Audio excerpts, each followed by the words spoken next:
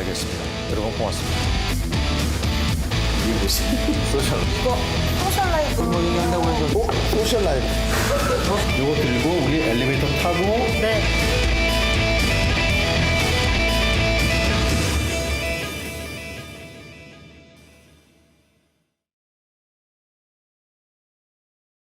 문제로 보이는데요. 그러니까 기무사에서 끊임없이 이런 문제들이 제기되는 것, 그 뭔가 이유가 있을 것 같습니다. 네, 이걸 정권의 차원만 보면은 답이 안 나올 수 있을 것 같습니다. 예를 들면 노무현 정부 때 기무사령관의 보고를 받지 않았죠. 그 이후에 다시 또 부활은 됐지만, 예. 그 노무현 정부 때는 뭐 기억하시겠습니다만 국정원장이나 기무사 쪽에 독대 보고 받지 않는다 해서 안 받았지 않습니까? 네, 그렇습니다. 바로 이런 문제가 되니까. 네. 그래서 그랬겠죠 그때는. 네, 그래서 정권마다 이런 문제가 좀 다소 차이가 있을 수는 있습니다. 권력적 측면에서는. 예. 근데 이번에 이분의 고백을 보면, 주장을 보면 그런 것뿐만 아니라 예. 군 장병들이 자기 진급을 위해서 기무사 내살시키고 간첩 기획 수사를 했다. 예. 이렇게 주장을 하고 있습니다. 그러니까 정권과 상관없이 네. 자신들의 필요에 의해서. 네, 그런 조직의 얘기입니까? 관행으로 조직의 그게 있다. 이렇게 주장을 하고 있습니다. 예. 그 내용들이 내일 이제 다 나온다는 그런 얘기가 되는데 네, 한 가지 마지막입니다. 그러니까 1990년에 이게 사실 기무사가 전신이 보안사죠. 네, 그렇습니다. 근데 그렇게 된 이유가 바로 윤석양 당시 이병 때문이었습니다. 네. 보안사의 민간 사찰을 폭로했었죠. 기억하신 분들 많이 계시겠습니다만 이분을 인터뷰했다면서 그러니까 이 사람은 윤석양 씨는 지난 한 20여 년 동안 일절 언론에 나온 바는 없는데 네, 만나셨습니까? 네, 그렇습니다. 예. 94년 출소 이후에 언론 인터뷰를 일치하고 있지 않습니다. 예. 근데 이분의 인터뷰 조건이 아주 뜻밖이었습니다. 뭐였습니까? 자신을 영웅이나 또는 양심 고백자로 부각시키지 말아달라. 그런 것이 인터뷰 조건이었습니다. 예. 이분이 보안사에 끌려가서 자기 운동권 동료들의 명단을 불었습니다. 예. 예. 그동안에 굉장히 죄책감에 그렇죠. 시달렸다고 얘기를 합니다. 예, 그래서 예. 양심 고백자와 또 배신자 사이에서의 고뇌를 해왔다. 이렇게 아하. 얘기를 하고 있습니다. 예. 가슴이 아팠습니다. 예. 내일 좀 여러 가지 흥미로운 얘기들이 많이 나올 것 같습니다. 이걸 흥미라고 표현해서 좀 죄송하지만 그분께는 예, 알겠습니다. 이규현 탐사기획국장이었습니다. 잘 들었습니다.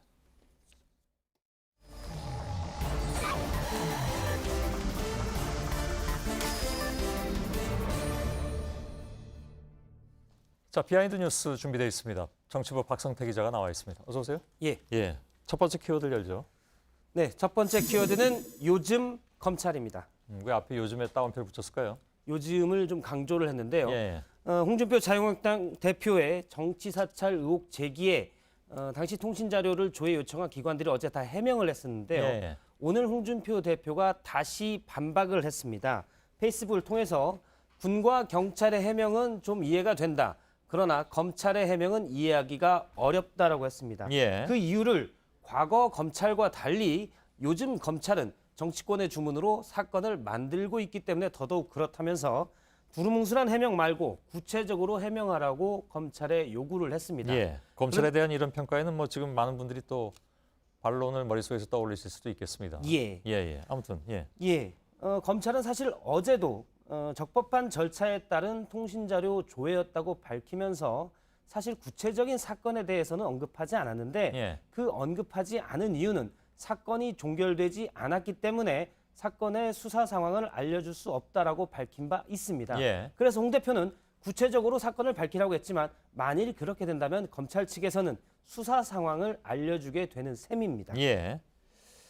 홍 대표의 입장도 물론 있겠지만 검찰 주장도 뭐 나름 설득력이 있긴 있는 것 같습니다. 예, 근데 홍준표 대표는 요즘 아무튼 검찰은 못 믿는다. 예, 그렇습니다. 본인이 검찰 출신이기도 하지만 과거 검찰과 달리 요즘 검찰은 못 믿겠다고 했는데요. 예. 물론 많은 부분들이 뭐 동의하기 어려운 부분도 있을 것 같습니다. 제가 아까 반론이 떠오를 거라고 말씀드린 부분은 과거 검찰에 대한 홍준표 대표의 평가였습니다. 예, 그렇습니다. 아무튼 예. 사실 검찰 내부에서도 과거 검찰에 대해서는 반성을 이미 크게 했습니다. 예. 문무일 검찰총장이 지난 8월 시국 사건의 수사가 과거에 잘못됐다라면서 과거사를 사과한 바가 있습니다. 예. 그런데 당시 사과에 대해서도 자유한국당을 제외한 여야 사당은 검찰 개혁의 긍정적인 신호로 평가를 한 바가 있습니다. 예. 요즘 검찰을 과연 믿을 수 있냐 없냐는 두고 봐야 될 일이지만 과거 검찰이 과연 잘했냐는 많은 분들이 동의하기가 어려울 텐데요. 예. 과거 검찰을 두둔하는 듯한 홍준표 대표의 인식 발언은 동의하기 어렵다는 지적입니다. 예. 두 번째 키워드는요? 두 번째 키워드는 변철수와 피자입니다. 예. 뭡니까? 예, 오늘 국회의원회관의 오후 모습을 잠깐 보도록 하겠습니다. 예. 안철수 대표가 피자를 각 의원실에 나르는 모습인데요. 저렇게 피자 두 판에 소스를 챙기고 콜라를 챙겨서 의원실을 방문했습니다. 예. 많이 밤 새셨을 것 같아서 감사합니다. 아유 밤 많이 새셨을 텐데요. 예. 파이팅해서 고맙습니다. 짧은 순간에도 밤 많이 새셨을 텐데 라면서 피자를 날렸는데요. 예. 국민의당 소속 의원 40명 의원실에 모두 피자 두 판씩을 직접 날랐습니다. 예. 안 대표는 내일부터 시작되는 국감에 의원들이 국감 스타가 되도록 든든한 지원을 하겠다라고 오전에 밝혔는데 우선 피자로 지원을 시작한 셈입니다. 예. 물론 중간중간에 파이팅도 외치는 모습도 좀 보였었는데 좀 보니까 좀 약간 어색한 모습도 있고요. 밤을 많이 새셨을 것 같아서라는 거 볼 때 보좌진들이 좀 밤을 더 새달라 이런 주문으로 해석도 됐습니다. 그런가요? 예. 안 대표가 소통 방식을 바꿔야 한다라는 지적들이 국민의당 내부에서 많이 있었다고 하고요. 오늘 모습은 변하려는 노력 중에 하나다라는 국민의당 관계자의 예. 설명이 그래서 있었습니다. 앞에 제목이 변철수였나요? 예. 그럼 뭐 피자 몇 판 돌린다고 변한 거냐? 뭐 그렇게 판단하기 좀 어렵잖아요. 예, 그렇습니다. 물론 회사나 당이나 대표가 소속원들에게 피자나 치킨을 돌리는 일은 흔히 있었는데요. 예. 사실 안 대표에서는 그렇게 흔하지 않은 모습이었습니다. 그래서 약간의 변화가 있다라고 평가할 수 있겠고요. 안 대표는 과거에 본인이 요청한 식사 약속에서 더치페이로 계산을 하고 가서 새 정치는 더치페이만 남았다. 이런 정치권 내부의 평가를 받기도 본인이 했었습니다. 밥 먹자고 하고 돈은 각각 냈다 그런 얘기인가요? 예, 고급 음식점의 경우에는 조금 상대방이 좀 불만이 있었다. 이런 예. 얘기도 뭐 있었습니다. 그렇겠죠, 당연히. 예. 그런데 요즘 술 마시는 안철수 대표의 모습이 정치권에서 자주 목격되기도 합니다. 예. 저렇게 지지자들과 나누기도 하고 의원들과도 잘 안 마셨던 폭탄주를 마시는 모습도 목격이 돼서 어쨌든 스킨십을 늘리려고 한다. 이런 평가는 받았습니다. 예. 또 하나의 변한 모습은 독설인데요. 오늘도 문재인 대통령을 향해 좀 강한 표현을 했습니다. 한미 FTA 개정 협상을 두고 문재인 정부의 무능 파노라마면서 무능인지 거짓말인지 대통령이 직접 사과하라고 요구를 했습니다. 예. 그런데 한미 FTA에 재협상이 없다라고 했다는 게 아니라 문재인 대통령은 과거에 정상회담 끝난 뒤에 재협상 합의가 없었다고 했었는데 이런 부분에 대한 지적에 대해서는 어쨌든 국민들은 재협상이 없는 걸로 알고 있으니까 정부가 사과해야 된다라고 주장했습니다. 예. 세 번째 키워드는 세 번째 키워드는 대통령과 뽀통령입니다. 예. 예, 오늘 문재인 대통령이 4차 산업혁명위원회 행사에 앞서 뽀로로를 인공지능화한 로봇 뽀로롯인데요. 뽀로롯과 잠시 대화를 가졌습니다. 잠깐 들어보겠습니다. 너는 누구니? 이름이 뭐야? 나는 아이들의 대통령 뽀통령이시지. 문재인 대통령은 어떤 분이셔? 우리 아이들의 말에도 귀를 기울여 주시는 인자한 우리 대통령님이셔. 반말로 하는 거군요.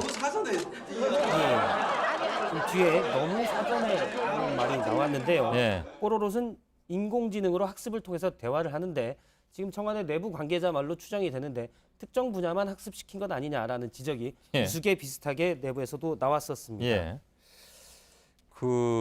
이 뽀통령은 근데 사실 문재인 대통령뿐만이 아니라 역대 대통령이 다 찾았잖아요. 예, 뽀로로는 2003년에 출생을 했습니다. 그러니까 벌써 14년이 지났는데요.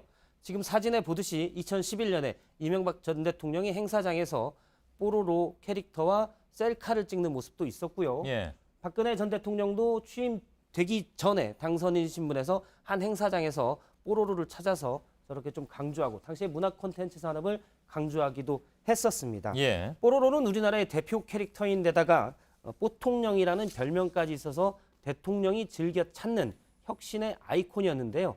달리 말하면 지난 10여 년간 혁신의 아이콘이 계속 뽀통령이 대표주자인 셈이어서 어떻게 보면 혁신이 너무 없었던 것 아니냐 이런 예. 지적도 나오고 있습니다. 그 말이 더 와닿긴 합니다. 예. 박성태 기자였습니다. 네, 날씨가 많이 쌀쌀해졌습니다. 내일도 전국 곳곳에 비가 올 것으로 보입니다. 비가 그치면 기온이 더 낮아집니다. 예.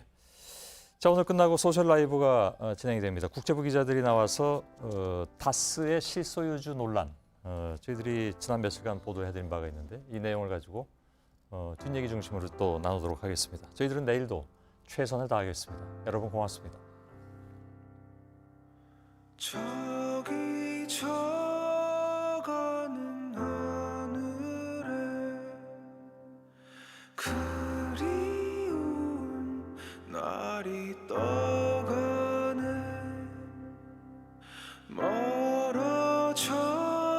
멀어져가는 모습을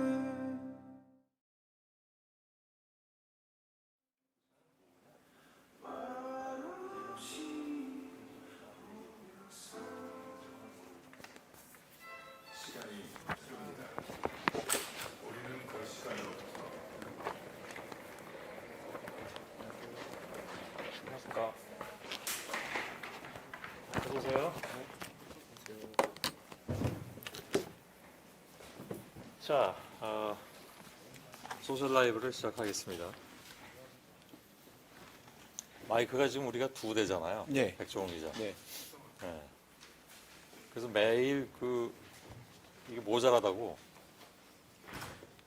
그죠? 네. 네, 시청자분들도 불편해하시고, 저희들도 그랬고, 그래서 이거 좀 늘리자 그랬더니 늘어난다며요 이제. 예. 준비하고 있는 것 같습니다. 예. 백종원 기자가 알 내용이 아니죠. 강희식 기자가 알 내용이죠. 저 바깥에. 예. 그래서 곧 이제 6대로 늘어난다고. 예. 언제부터 늘어난다고 했죠? 이달 중으로 할 수 있도록 노력할. 이달 중으로. 예산이 얼마라고요? 600만 원. 예. 물론 뭐 큰 돈이랄 수도 있지만 우리가 그 예산 때문에 여태까지 몇 달 동안 이게 2대를 했다는 건 조금 그죠? 예. 지금 마이크 얘기할 때는 아닌 것 같다. 예. 오늘 다스에 대한 얘기. 근데 제가 처음에 소개해드릴 때 국제부 기자들이라고 소개해드렸는데 물론 맞습니다. 국제부 기자들인데 대개 이제 이런 뭐 다스 실소유주 문제 이런 거 하면 뭐 사회부나 아니면 정치부 기자들이 맞잖아요. 네. 근데 이게 어떻게 이제 국제부 기자들이 맡게 됐어요, 그죠? 예. 이유가 다 있죠. 예, 이유가 있습니다. 예. 조금씩 말씀을 드릴 텐데요. 예. 그 중국 법인들에 대한 다스의 지배력 이런 것들이 저희가 취재가 처음 된 부분이라 예. 그 부분을 중심으로 전개를 하다 보니까 저희가 좀 주도적으로 하게 됐고요. 그렇죠. 예. 또 근데 뭐- 사실은 이 세 기자들이 지금 국제부에 속해 있지만 원래 다 기동팀 출신들이잖아요. 네. 백종원 기자도 그렇고 특히 이번에 주도적으로 취재한 박창규 기자는 기동팀장 출신이잖아요. 그러니까 본능을 버릴 수가 없는 거죠, 그죠? 예. 정혜성 기자도 물론 기동팀에 있었고. 예. 그렇습니다. 예, 오늘 정혜성 기자가 소셜 라이브 처음 나오는 거고. 그런가요? 예.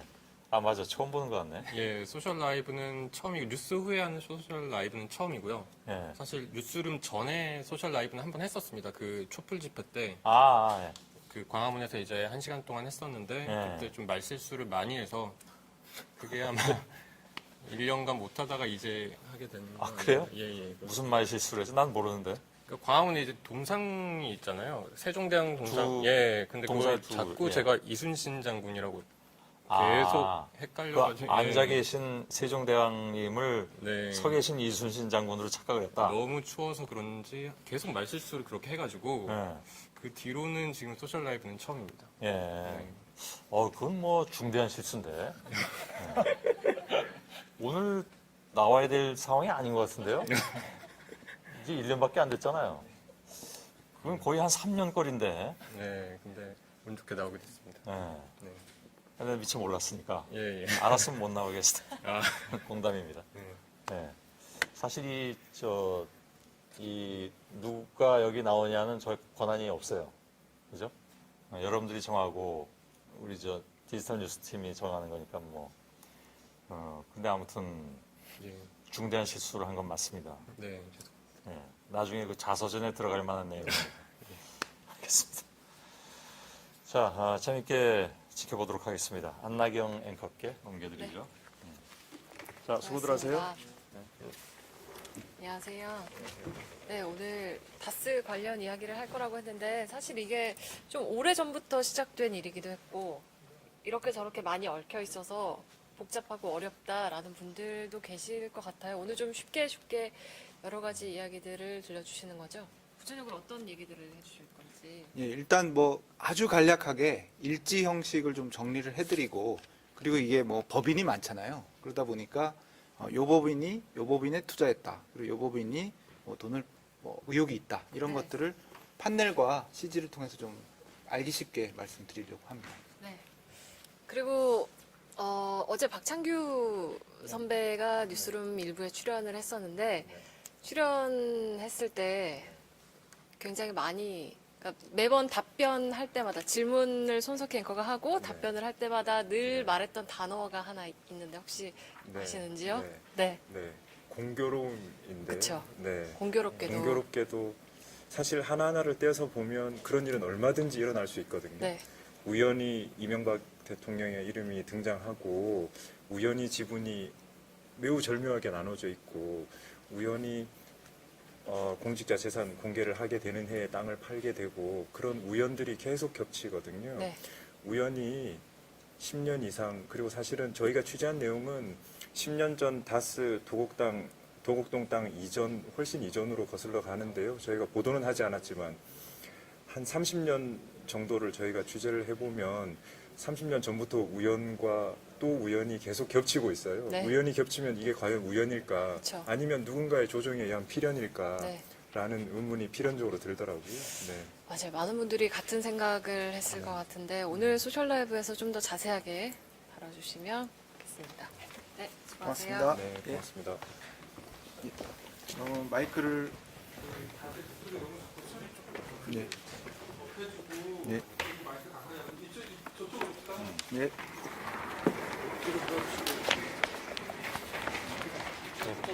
네. 네, 반갑습니다. 좀 본격적으로 시작을 해보겠습니다. 목소리도 좀 톤을 높이고 좀 활기차게 한번 해보겠습니다. 일단 소셜 라이브 다스 논란 간단하게 정리부터 좀 해볼까요? 네. 판넬을 저희가 준비를 했죠. 네, 제가 들고 있겠습니다. 예. 시청자분들 잘 보실 수 있게 아주 짧게 설명을 다시 드리겠습니다. 일단 그 도곡동의 땅을 그 이명박 전 대통령의 형이죠. 이상은 회장과 처남 김재정 씨가 1985년에 매입했다 1995년에 매각을 하게 되는데 17배 정도 차익이 났죠. 네, 그래서 상당한 차익이 났고 그 차익이 아직 증명되지는 않았지만 다스라는 옛날 대부기공이라는 회사로 설립됐던 다스라는 회사에 유입된 게 아니냐라는 의혹이 있었고요. 그리고 이 다스가 절차를 거쳤다고는 하지만 그 BBK라는 신생 투자 회사에 190억 원을 투자하게 됩니다. 그래서 이 투자하고 또 돌려받는 과정이 있었는데 이런 것들이 과연 이명박 전 대통령의 관련이 있지 않겠느냐라는 의혹이 있었던 거고 김경준 씨라고 이 BBK를 설립한 2000년 정도에 설립한 김경준 씨가 지금 요즘 석방이 됐죠. 예.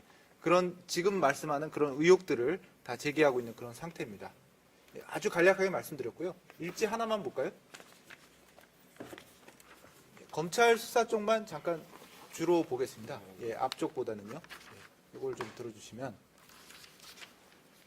2007년에 여기 나오듯이 그 수사가 처음 있게 됩니다. 그 검찰 특수부가 도곡동 땅 매각 대금에 대해서 수사를 하다가 이상은 회장, 그러니까 이명박 전 대통령의 형 이상은 회장의 도곡동 땅 지분은 제3자의 것으로 보인다라고 아주 굉장히 모호하잖아요. 예, 그 정도의 결론을 내리면서 이 의혹이 더 강해졌고 그렇지만 그 몇 달 후인 2007년 11월에 이제 김경준 씨가 미국에서 폭로를 하게 됩니다.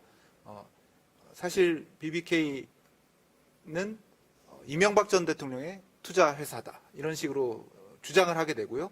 당연히 이명박 전 대통령은 부인을 하게 되고 그래서 수사를 하게 됐는데 2007년 12월에 뭐 관련이 없는 걸로 어쨌든 수사는 그렇게 결론이 났고 이명박 전 대통령은 당선이 되게 됩니다.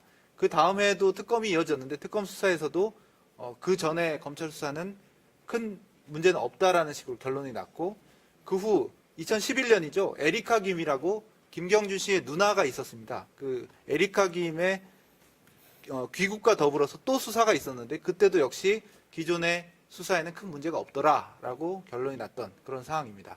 뭐 굉장히 좀 짧게 말씀드렸지만 이때까지 꽤 오래된 논란이라서 좀 정리를 해드렸고요.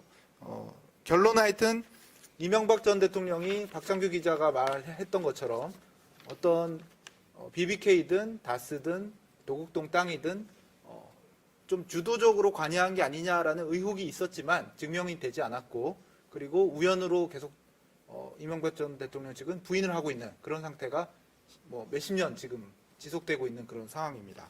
여기까지가 그동안의 다스 논란을 좀 거칠지만 굉장히 요점 위주로 따져본 그런 내용이고요. 이 다음에 이제 저희가 보도한 내용 중심으로 좀 설명을 드리겠습니다. 정혜성 기자가 좀 설명을 네. 해주시죠.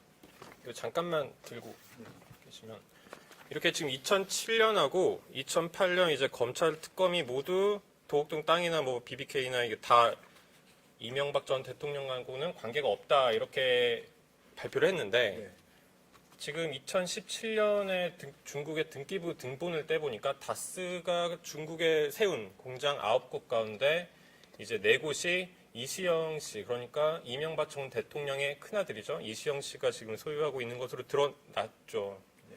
그러니까 그걸 제가 처음에 보도를 해드렸는데 이제 보도를 안 한 것 중심으로 좀 말씀을 드리려고 오늘 이 자리에 나왔는데 이 북경다스는 그 이시영 씨가 3,300억짜리 매출을 올리고 있는 공장이에요. 근데 여기 그 등기부 등본을 보면 이 사진의 변경 내역은 또 없어요. 그래서 어떤 사람이 이시영으로 바뀌었다 이건 알 수가 없지만 최근 비준 날짜가 그러니까 등기부 등본이 비준된 날짜가 2016년 12월 27일인 거죠. 네, 다시 한번 강조를 드리면 그 다스라는 회사가 문제가 많았기 때문에 BBK와 연결돼서 그 다스의 실소유주가 누구냐라는 것을 풀기 위해서 저희가 취재 계속 해왔던 것이고 지금 정혜성 기자가 설명하는 것은 그 다스라는 회사의 중국 해외 법인들이 이시영 씨로 법인 대표가 쭉 갑자기 바뀌게 됐다라는 점을 설명해 드리고 있습니다. 뭐 박창규 기자도 좀 설명을 해주시죠. 네. 그 사실 정혜성 기자가 소유라고 설명을 했는데 소유라는 표현은 사실 좀 잘못된 거고요. 그 대표로 선임이 됐는데 중국에 있는 공장 알짜 공장 4군데에 이시영이 대표로 선임이 됐다. 근데 대표를 선임하는 건 주주총회에서 하는 거거든요.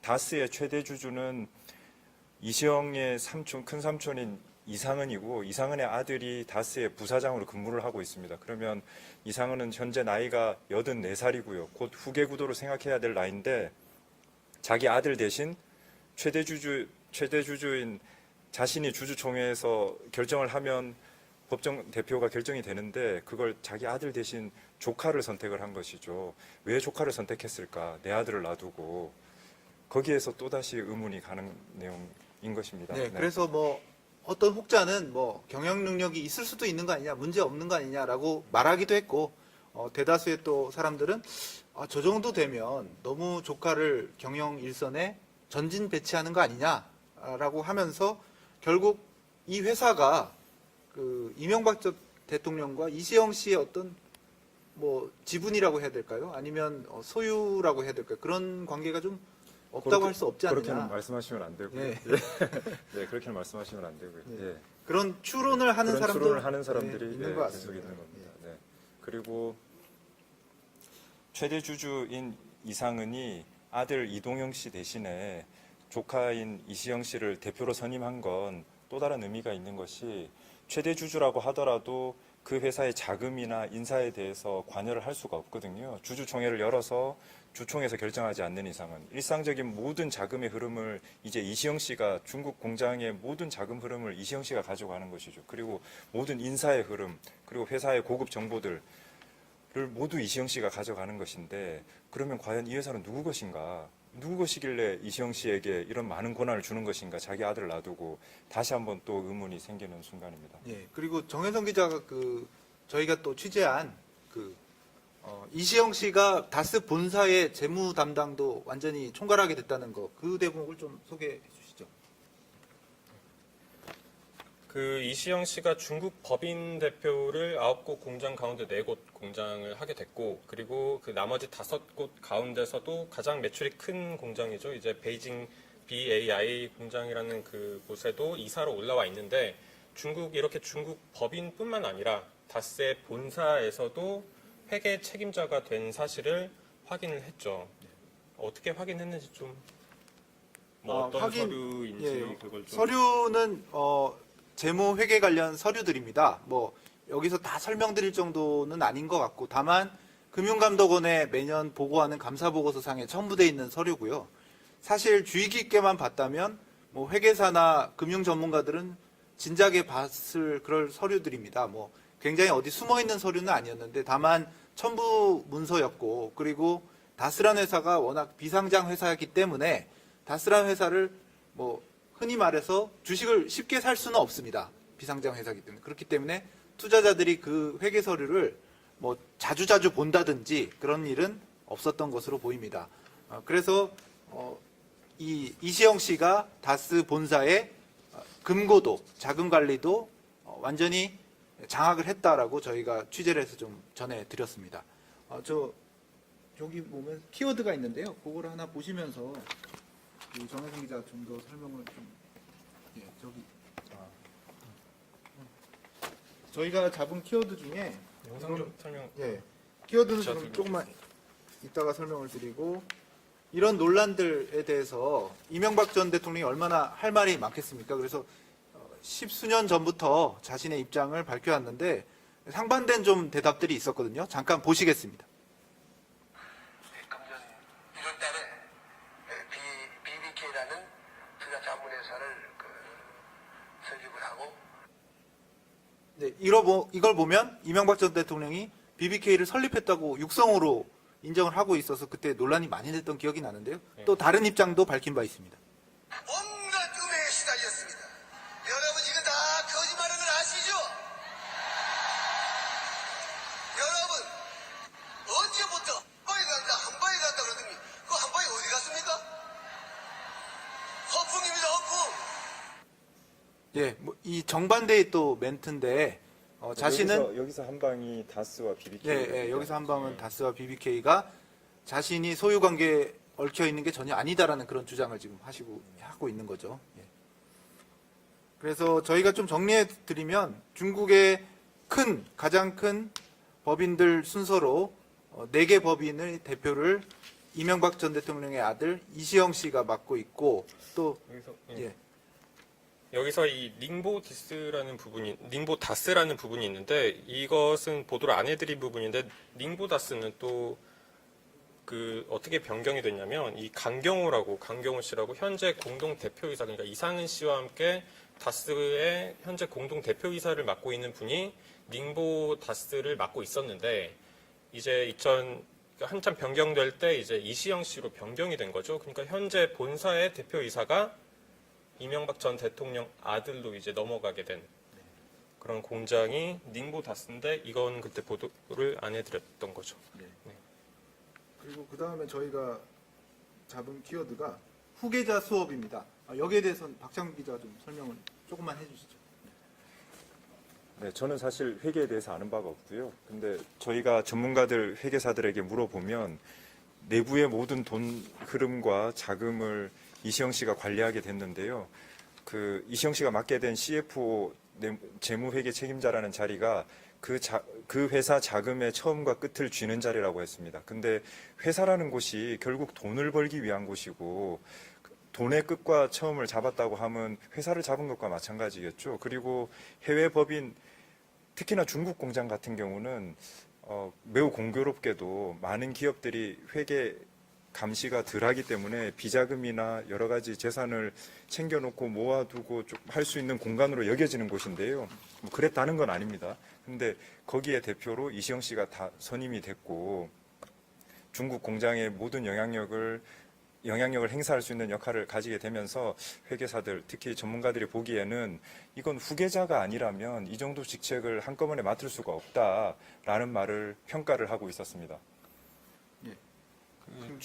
좀 덧붙이자면 중국 그 법인의 대표라는 자리도 그 법인의 인사권이나 그리고 예산이나 이런 모든 권한을 다 가지고 있는 자리이기 때문에 사실상 후계자 수업을 하고 있는 것 아닌가라는 의문이 들기도 했고요. 그렇죠. 이시영 씨가 입사 6년 반 만에 이런 위치에 올랐기 때문에 더욱더 후계자 수업이 아니겠느냐라고 추정이 나오는 그런 대목인 것 같습니다. 마지막으로 좀 넘겨주실까요? 네, 마지막 키워드입니다. 상속세를 왜 주식으로? 라고 저희가 한번 잡아봤습니다. 여기에 대해서 또 박찬 기자가 좀 설명을 해주시죠. 제가 아까 저희 해외 법인, 왜 해외 법인인지만 한 말씀만 더 드릴게요. 사실 국내에서는 이시영 씨가 승진을 할 때마다 단독이라는 이름을 달고 특종이라는 이름을 달고 언론사의 기사화가 될 만큼 이시영 씨에 대한 관심이 큽니다. 다스의 주인이 누구냐, 이시영과 이명박이 아니냐라는 물음이 계속 있어 왔기 때문인데요. 그런데 국내에서 이만큼 시선이 집중돼 있기 때문에 해외에 있는 법인, 해외에 있는 자산부터 차차 후계자에게 돌아가고 있는 것이 아니냐라는 의심을 하시는 전문가들도 있더라고요. 이건 어디까지나 가정이고 역시 합리적인 추론에 불과하긴 합니다. 네. 상속세를 왜 주식으로는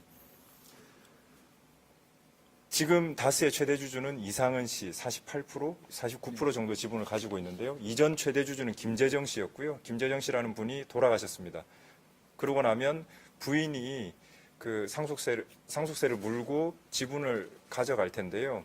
상속세를 다스의 주식은 비상장 회사이기 때문에 액면가는 10,000원입니다. 그런데 실제 엄청난 알짜 회사이기 때문에 이걸 현금화를 하게 되면 지금 최소 58만 원 이상이 나온다고 하거든요. 한 주에. 그럼 바보가 아니라면 1만 원짜리 주식을 팔면 58만 원이 나오는데 팔아서 현금화를 해서 상속세를 내겠죠. 근데 이분은 주식으로 물납을 했습니다.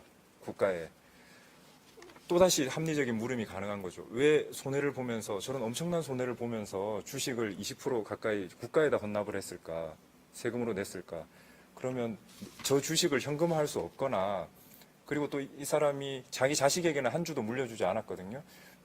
자기 자식에게 물려줄 수 없는 주식이 아니었을까? 주인이 따로 있는 게 아닐까? 그 주인은 누굴까? 라는 물음이 나왔었습니다. 또 정혜성 기자 왜 상속세를 주식으로 관련해서 또 추가 취재된 게 좀 있나요? 네, 그 황금 분할이라는 키워드가 있죠. 아까 말씀하신 대로 그 김재정 씨, 그러니까 이명박 그 전 대통령의 처남, 그분이 사망하기 전에는 이 지분 구조가 김재정 씨가 49%, 이상은 씨가 47%, 그리고 나머지 그 김모 씨가 4%를 가지고 있었는데 이게 왜 황금 분할이라고 불리우냐면 그 경영에 어떤 지배적인 영향력을 끼치려면 51%를 가지고 있어야 되잖아요. 그러니까 절반을 넘게 가지고 있어야 되는데 그러니까 어느 개인 한 명이 지배적인 그런 영향력을 끼칠 수 없는 구조라는 거죠. 그러니까 49%, 47% 이런 키워드가 좀 재밌어가지고. 네. 그리고 뭐 또 시청자분들한테 그 기획재정부가 다스의 지분을 갖는 그런 것도 또 모르는 분들이 보면 되게 신기해하기도 하고 그런 것 같아요. 그 상속세 김재정 부인이 상속세를 낸 물납을 한 부분이 기획재정부로 20%가 간 건데요. 그래서 기획재정부가 20%를 가지게 됐습니다. 근데 하필이면 그때가 이명박 대통령 재임 시절이죠. 이명박 대통령이 행정부 수장일 때 행정부로 주식이 들어온 것이죠. 이명박 대통령의 컨트롤 아래로. 이것도 역시 우연이긴 합니다. 그리고 그런 물음들이 있더라고요. 비상장 회사이기 때문에 주식을 팔기 힘들어서 현금화하기 힘드니까 그걸 물납한 거 아니겠느냐. 그런 물음도 가능합니다. 근데 사실 은행에 대출을 받는 방법도 있고요. 대출을 받을 때는 액면가가 아니라 실거래가 내지는 가치 평가를 해서 적어도 50만 원 이상의 가치를 평가를 해서 돈을 받게 돼 있고요. 그리고 자사주식 매입이라는 방법도 있고 여러 가지 사실은 현금화할 수 있는 방법이 있었습니다. 근데 굳이 현금화를 하지 않고 수억에서 수십억까지 손해를 보면서 하필 MB 대통령이 재임 시절에 행정부에다 그 주식을 물납을 한 것이죠. 네, 그러면서 황금 분할, 아까 정혜성 기자가 얘기한 주식의 황금 분할은 여전히 지켜졌습니다.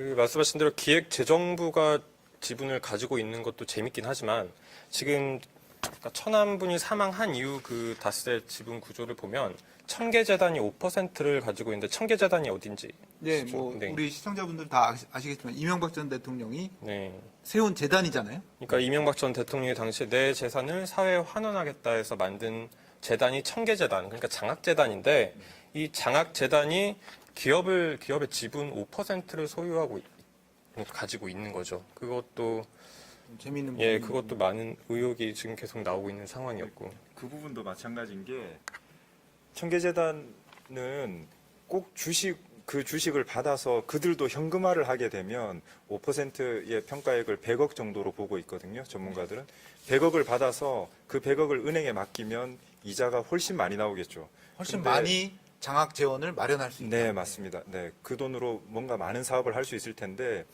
다스는 배당을 하지 않는 회사로 유명하거든요.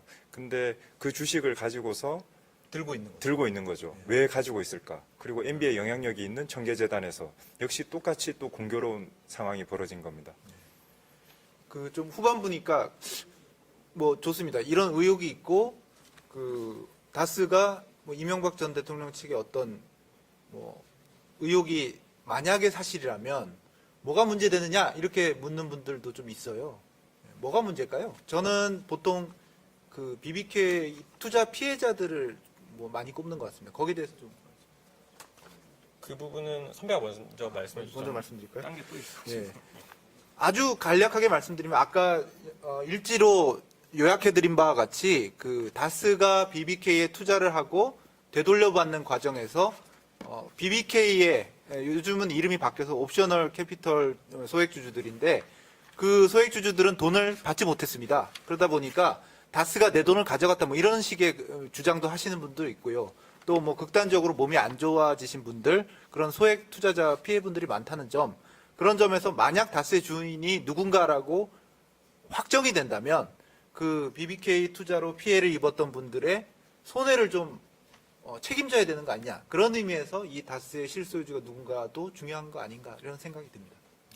네, 여기서 한 가지 더 중요한 게 이 차명이라는 키워드인데 2007년 당시 그러니까 문재인 지금 대통령이 당시 비서실장일 때 이런 말을 한 적이 있는데 만약에 다스의 실소유주가 이명박 대통령이라고 한다면 그 당시 당선인 신분이었는데 다스 실소유주로 드러날 경우 대통령 당선이 무효될 수 있는 사유다 이렇게 말을 한 적이 있거든요. 그 무효될 수 있는 사유는 이 공직자 재산 신고를 제대로 하지 않았기 때문이죠. 그러니까 내 재산인데 내 건데 내 게 아니라 다른 사람 거다라고 지금 계속 주장을 했었고 그 당시에도 주장을 했었으니까 그게 차명인 거잖아요. 만약 그렇게 된다면 그러니까 그게 공직자의 이제 윤리 문제가 된다. 이래서 당선인 신분이 취소될 수 있다. 이렇게 말씀을 한 적이 있죠. 네. 다만 이제 모든 일들은 아직 취재가 끝난 것들이 아니고 또 우리 박장규 기자가 출연 때마다 얘기했듯이 우연과 우연이 겹쳐 있는 것을 저희가 풀어내야 되는 그런 과제가 좀 있는 것 같습니다. 마지막으로 뭐 한마디씩 좀 정리를 해주시죠. 사실 BBK 사건은 10년 전부터 제가 그런 말을 많이 했잖아요. 껌을 오래 씹어서 단물이 다 빠진 것처럼 너무나도 오랫동안 들어왔던 이름이고 근데 정확한 내막을 저희가 잘 알지 못합니다. 사람들도 정확하게 이게 어떤 사건이지? 라고 물으면 흐름을 잘 몰라요. BBK는 김경준이라는 사람이 해외의 자기 친구들에게 아는 사람들에게 회사를 깡통으로 만들어서 그 회사가 BBK에 투자한 것처럼 선전을 합니다. 근데 사실은 아무도 투자를 하지 않았죠. 근데 그 투자 외국에서 많은 사람들이 투자를 하니 나도 투자를 해봐야 되겠다고 많은 사람들이 모여들었어요. 근데 그 돈을 들고 날랐고 그 돈을 들고 도망친 뒤에 그 중에 일부는 다스에 갚았죠. 예. 그 다스의 실소유주는 누구인가에 대한 의문은 계속 10년 동안 이어져 오고 있고요. 예, 아까 백종원 선배 말씀하셨듯이 네, 많은 사람들의 눈물 그리고 소중한 돈 네, 잃은 사람들이 너무나도 많기 때문에 그 실소유주 밝혀보고 싶습니다. 네.